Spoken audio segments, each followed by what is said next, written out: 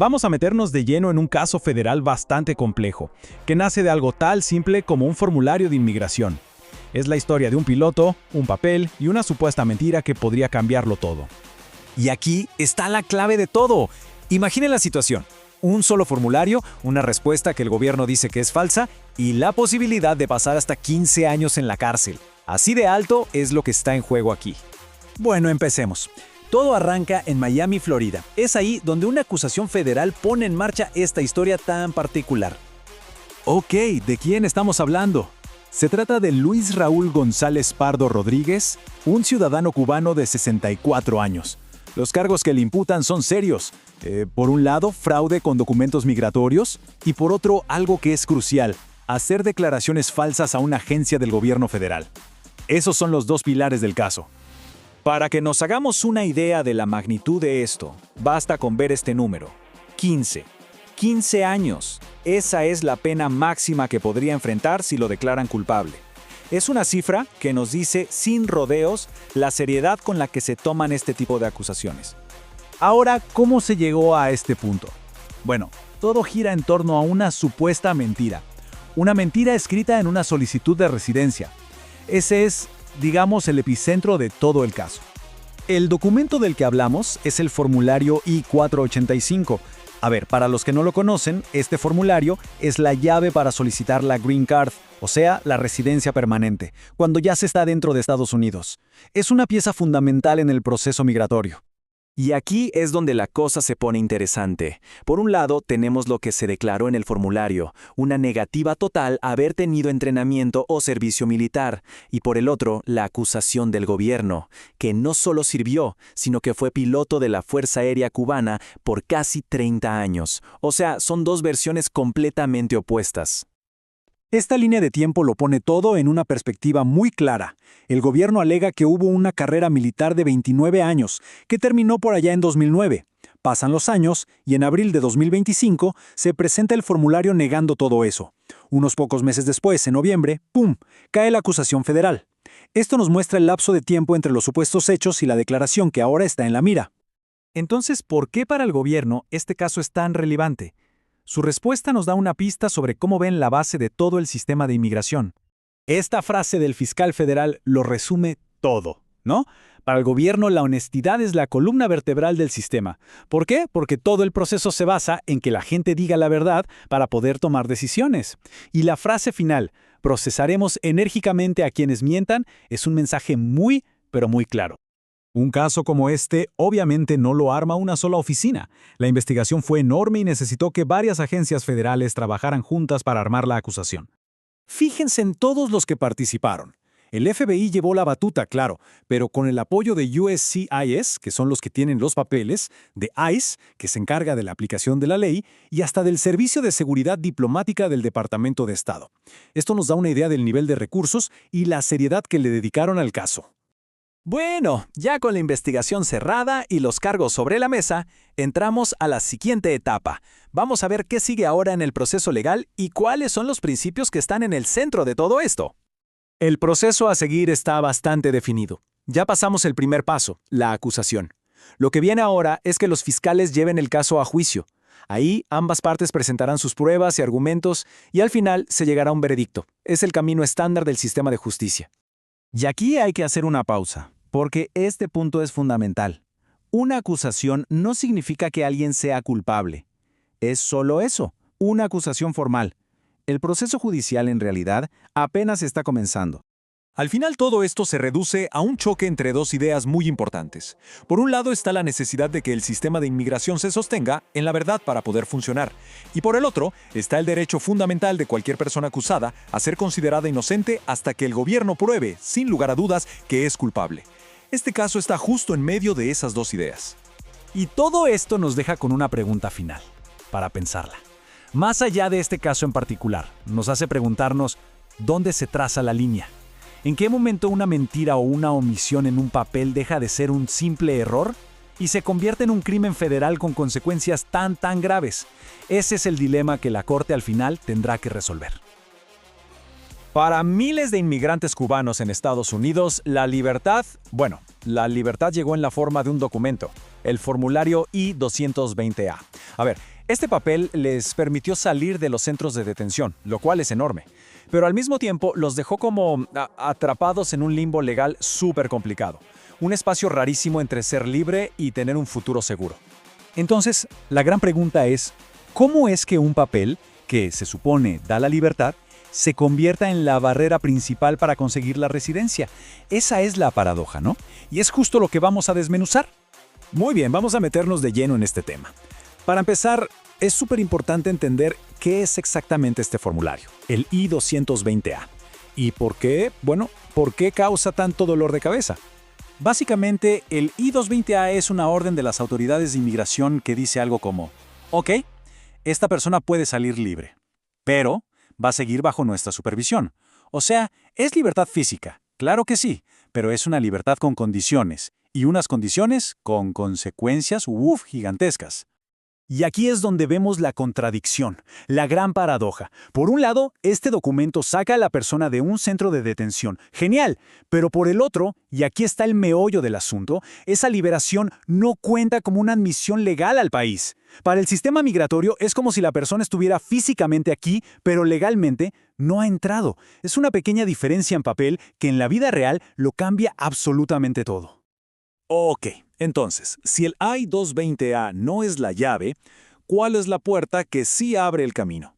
Para entender bien la dimensión de este problema, primero hay que ver cómo se supone que funciona el proceso. El camino ideal para la residencia de los ciudadanos cubanos. Bueno, resulta que desde la época de la Guerra Fría existe una ley muy particular, la Ley de Ajuste Cubano. Esta ley, en esencia, se creó para dar una vía bastante directa a la residencia permanente, o sea, la famosa Green Card, para los cubanos que llegan a Estados Unidos y cumplen con ciertos requisitos. Y el proceso que marca esa ley, el llamado ajuste de estatus, es en teoría súper claro. Es como una receta. Se siguen una serie de pasos lógicos. Primero, se ve si la persona es elegible, luego se meten las solicitudes, se va a una cita para las huellas, a una entrevista, y al final, ¡pum!, llega la decisión. Un camino bien trazado.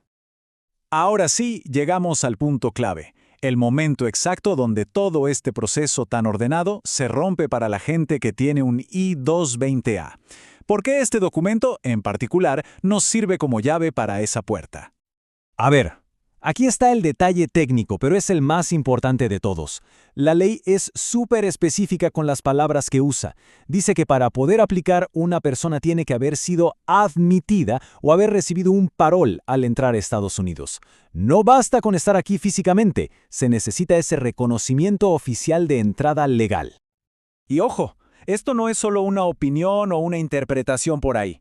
Es una decisión oficial. La Junta de Apelaciones de Inmigración, conocida como VIA, que es como la máxima autoridad administrativa en estos temas, dijo con todas sus letras que una liberación con I-220A simplemente no cumple con ese requisito. Punto. Y la diferencia legal aquí es brutal, miren. Un parol es una entrada legal que pone en marcha el cronómetro para poder pedir la residencia después de un año y un día. Pero la liberación con el I-220A, pues las autoridades lo ven como una simple salida de custodia, pero sin el estatus legal para que ese cronómetro empiece a correr. No inicia nada. Pero esperen, porque la historia no termina ahí. Después de esa decisión tan tajante, empezó la pelea. Ahora vamos a ver cómo esta interpretación tan estricta se está peleando con uñas y dientes en los tribunales. Claro, ante un callejón sin salida como este, ¿qué pasó? Pues que abogados y organizaciones de derechos civiles como la famosa ACLU llevaron la pelea a los tribunales.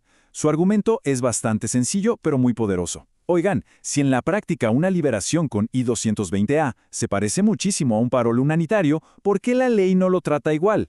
Y esta batalla legal ha ido creciendo, ¿eh? Pasamos de un no rotundo de la vía a un montón de demandas colectivas que fueron ganando fuerza, hasta que todo llegó a un punto de quiebre con un caso que podría cambiar las reglas del juego por completo. Un caso conocido como Matter of Q. Lee. Este caso es importantísimo. ¿Por qué? Porque en lugar de solo repetir lo que ya se había dicho, el tribunal dijo, a ver, momento, vamos a analizar esto a fondo. ¿Qué significa de verdad ser liberado con un I-220A? ¿En qué circunstancias se da? Y la conclusión fue revolucionaria. El fallo básicamente dijo que, viendo cómo se daban las cosas, muchas de esas liberaciones con I-220A deberían haberse manejado como un parole humanitario desde el primer día. Y esto en la práctica es como encontrar una llave para una puerta que ha estado cerrada con candado por años. Bueno, con esta noticia tan esperanzadora de los tribunales, la pregunta es, ¿qué significa esto ahora mismo? ¿Cuál es la situación real hoy para las miles de personas que tienen este documento en sus manos? La realidad, y hay que ser claros, es que aunque esta decisión judicial es una luz de esperanza enorme, el cambio no es mágico. No es como apretar un botón y que todo se solucione. El sistema legal se está moviendo, está en transición, y mientras eso pasa, la incertidumbre sigue siendo el pan de cada día para miles de familias. Mientras todo esto se resuelve, ¿qué se puede hacer? A ver, primero, un dato práctico muy importante, no es necesario reportarse con ICE si hay otros procesos legales abiertos. Segundo, se puede intentar solicitar un parol, pero siendo sinceros, la mayoría de estas solicitudes hoy por hoy las niegan. Y tercero, algo que es vital para la vida diaria, algunos sí consiguen permisos de trabajo, pero ojo, es clave entender que ese permiso es temporal y no es, por sí solo, un camino a la residencia. Y así, volvemos a la pregunta del principio, pero con todo este nuevo contexto, ¿verdad? La lucha ya no es por un simple formulario. Ahora se trata de algo mucho más grande. Si el sistema legal será capaz de adaptar su propia interpretación, de transformar un documento de supervisión en una verdadera llave para el futuro. Un cambio que redefiniría la vida de miles y miles de personas. La respuesta final, esa todavía se está escribiendo. Vamos a desglosar el caso del metering. Y es que todo el asunto se reduce a esta pregunta. ¿Qué pasa cuando una práctica del gobierno parece ir en contra de lo que dictan sus propias leyes? La respuesta podría redefinir por completo la política migratoria de Estados Unidos. Empecemos a analizarlo. Primero, para entender bien dónde estamos parados, veamos la situación actual. Porque sí, ya hay un fallo judicial, pero la historia, créanme, todavía no ha terminado. Todo está en un compás de espera.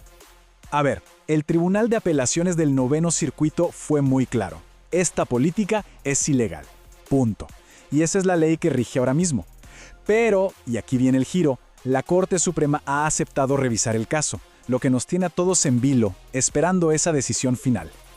Ok, pero hemos hablado mucho de la política. ¿Y qué es exactamente? Para poder entender la disputa legal, primero tenemos que definir el concepto que está en el centro de todo, el metering. Puesto en palabras sencillas, el metering, o dosificación como se le podría decir, fue una práctica donde los oficiales en la frontera, en los puertos de entrada, simplemente limitaban la cantidad de personas que podían pedir asilo cada día. En la práctica, ¿qué significaba esto? Que a muchísimas personas se les decía, hoy no, vuelvan después, creando unas listas de espera enormes, de meses o hasta años del lado mexicano de la frontera. Y aquí es donde la cosa se pone interesante. Fíjense en el contraste.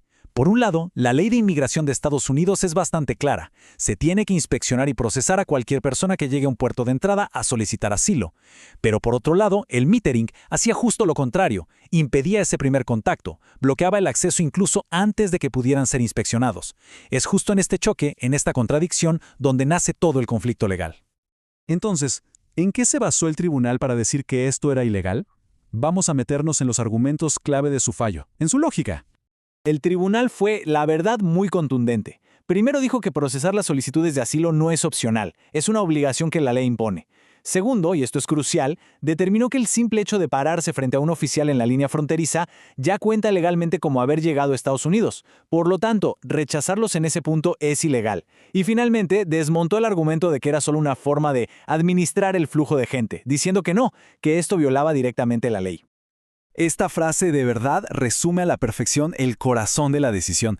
No se trata de un tema de logística o de gestión, es un tema de legalidad. Para el Noveno Circuito, la práctica del metering simplemente no puede coexistir con lo que dicta la ley de inmigración. Bien, con la decisión del Noveno Circuito ya sobre la mesa, ahora toda la atención se centra en la máxima instancia, la Corte Suprema. Este es el camino que nos espera hacia la decisión final. Y ojo, aquí hay que ser muy precisos. Que la Corte Suprema vaya a escuchar el caso no significa que la decisión anterior se anule, para nada. Significa que van a analizar los argumentos de nuevo, de ambas partes, y después emitirán su propio veredicto. Y ese veredicto podría confirmar, modificar o anular por completo el fallo que ya conocemos. Esta línea de tiempo nos da un mapa claro. La decisión que tenemos es de febrero de 2024. El siguiente gran momento será en noviembre de 2025, cuando la Corte Suprema oficialmente acepte el caso. Luego, a principios de 2026, escucharemos los argumentos orales, y la decisión final, la que sentará el precedente definitivo, se espera para mediados de ese mismo año. Pero bueno, más allá de los detalles legales y los tribunales, ¿qué significa este caso para el futuro? ¿Qué nos dice sobre la política migratoria y la frontera en general?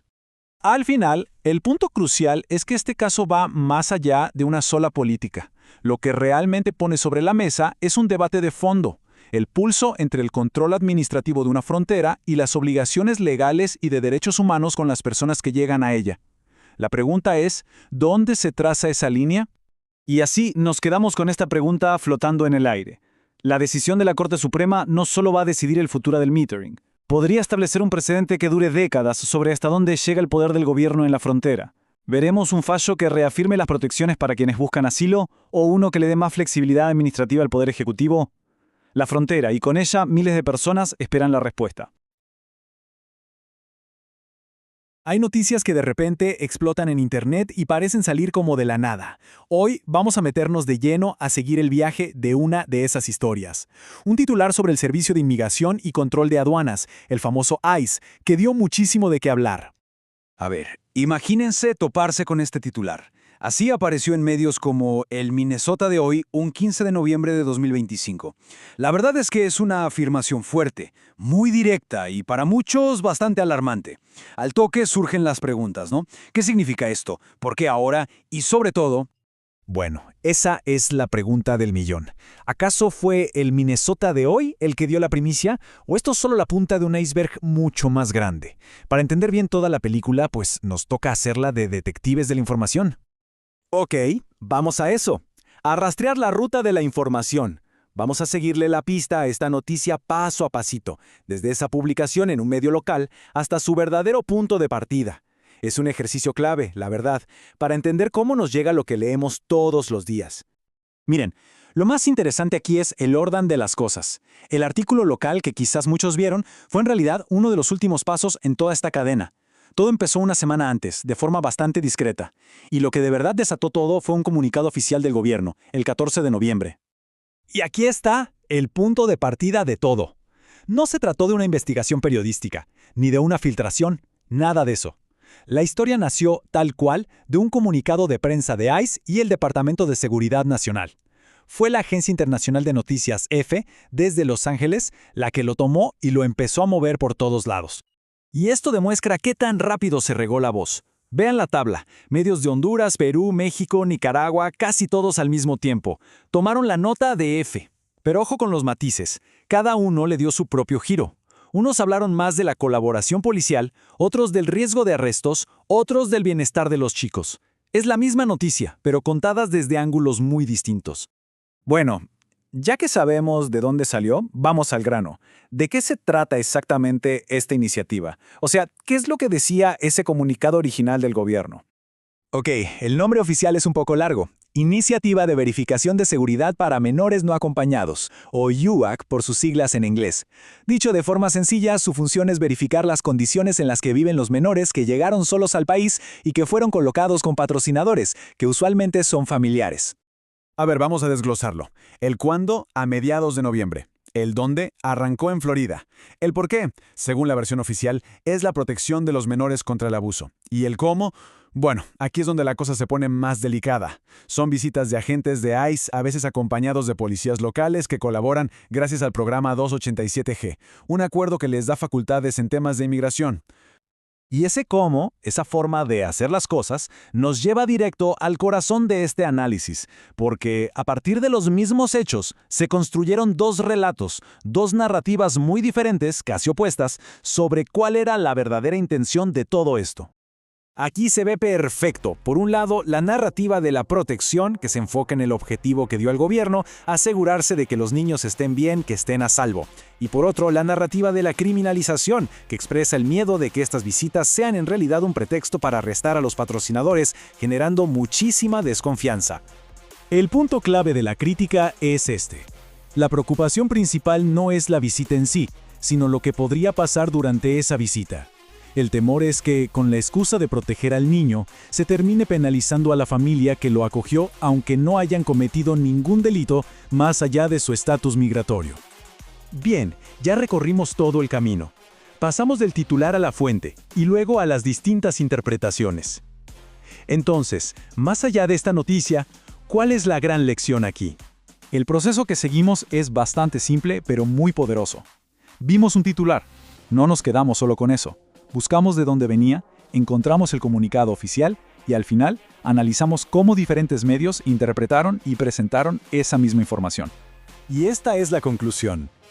La historia sobre las visitas de ICE no era falsa, para nada. Estaba basada en hechos, en un anuncio real. Pero su origen no fue un pequeño medio en Minnesota. Su origen fue un comunicado del gobierno que después viajó por el mundo a través de una agencia de noticias y en cada parada fue agarrando un matiz diferente. Y esto nos deja con una reflexión final. Con el bombardeo de información que recibimos todos los días, ¿cuántas veces nos detenemos a preguntar de dónde vino realmente una noticia? Conocer la fuente no cambia los hechos, claro que no, pero sí que nos da el contexto completo para entender por qué nos cuentan una historia y sobre todo cómo nos la cuentan.